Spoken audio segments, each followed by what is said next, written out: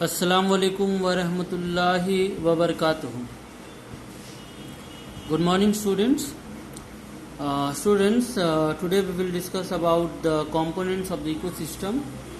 Uh, During the first class of explanation of this chapter, I have told you that ecosystem is an area where organisms interact with each other and non-living part. That means ecosystem is consist of two parts or two components, biotic components and abiotic components. Biotic components means what? The living part of the ecosystem, which includes all the organisms, which include plants, which includes animals, which includes microorganisms. So the living part of the ecosystem is called biotic component, and non-living part of the ecosystem is called abiotic component. So today, in today's class, we will only discuss about the biotic component. So I have already said you that the living part of the ecosystem, which includes all the organisms like plants, animals, microorganisms, they are all called biotic component. And if we see the nature of taking the nutrition, so biotic component of the ecosystem can be categorized into producer, consumer and decomposer, into three categories: producer, consumer and decomposers. If we talk about the producer, all the green plants that can make their own food, that do not depend upon other organisms for their food, are called producers. They have the ability to absorb the sunlight and make the food, that is the carbohydrate, as the food. It is seen that the plants and the cyanobacteria, two classes of organisms, can make their own food, and hence they are called the producer, or they are also called autotrophs. Now the second one is consumer. So all the animals, all the non-green plants and microorganisms that depend directly or indirectly upon the producer for their food, all are called consumer. So consumer are the animals or the non-green plants or microorganisms that take their nutrition from the producer.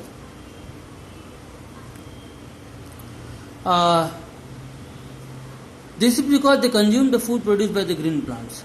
They are called the heterotroph because they are depend on other for food. The producers are called autotroph because they are nutritioned, and consumers are called heterotroph because they depend upon other organisms for their nutrition. There are four types of consumers, or rather 5 types of consumers, but I have only made 4 types of consumer. First one is herbivores, second one is carnivores, third one is omnivores, and the fourth one is scavengers.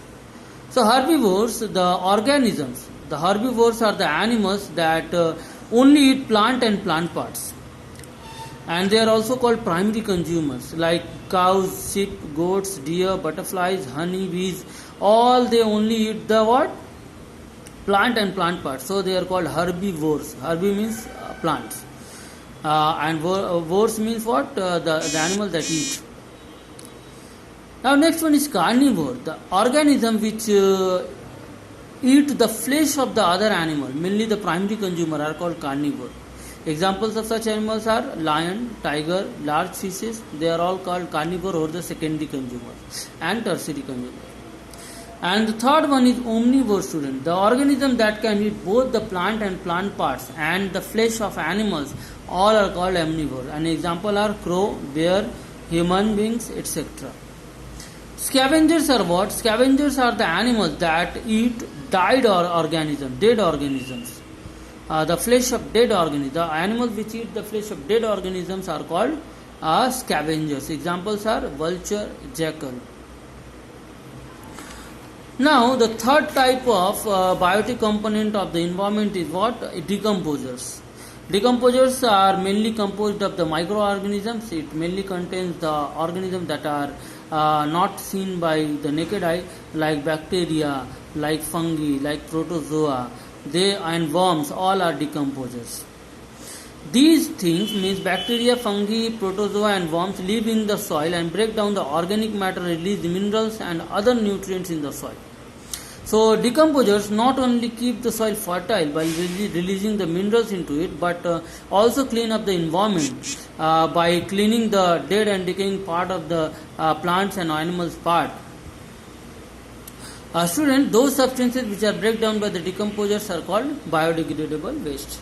That you will study in later on in other chapters. But the decomposers can break down the complex part of the dead and decaying animals, humans and plant parts, and they break down into a simpler components. That's why they are called decomposers.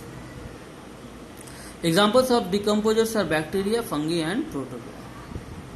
Now this much for today's students, and if you have any question regarding the today's topic, text me, and next day we will study about the abiotic component of the ecosystem.